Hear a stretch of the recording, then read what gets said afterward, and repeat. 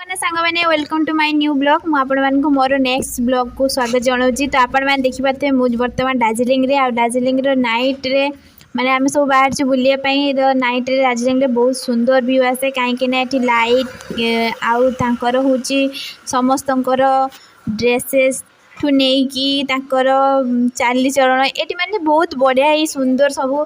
तो मु बाहर दार्जिलिंग बुलापाई तो आपण मैंने भी मो सहित बुलंतु आसतु बुलिया। तो आपण मैंने देखिए एठिकार घर गुड़ा तो बिल्डिंग बिल्डिंग मुझे निजे जापारे मुझे आसिक कौटी पहुँची जाइए। तो प्रथम आपण मैंने देखिए यही रास्ता को केते बढ़िया देखा ये तो वीडियो शूटिंग हो कि फिल्म शूटिंग हो सबुथिरे नंबर 1। तो फाइनाली मु एकुटिया बाहर तो जीवा देखिए रास्तार किए देखा कि नहीं।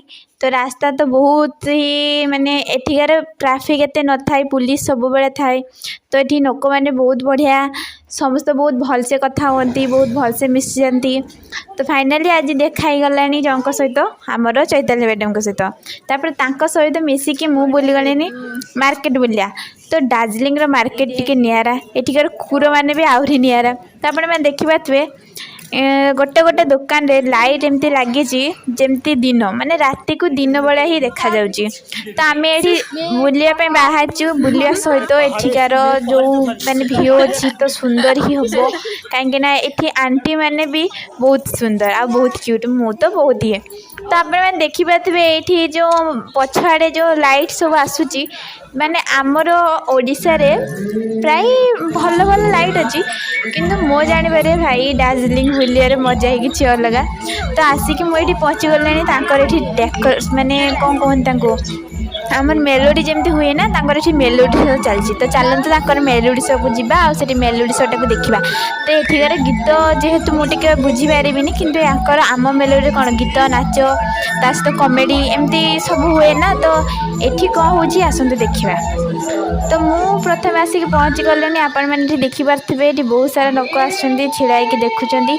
तो ये आमर दुईटी सिंगर अच्छा जो मैंने गीत गाँव आसतु गीत टी शुणवा।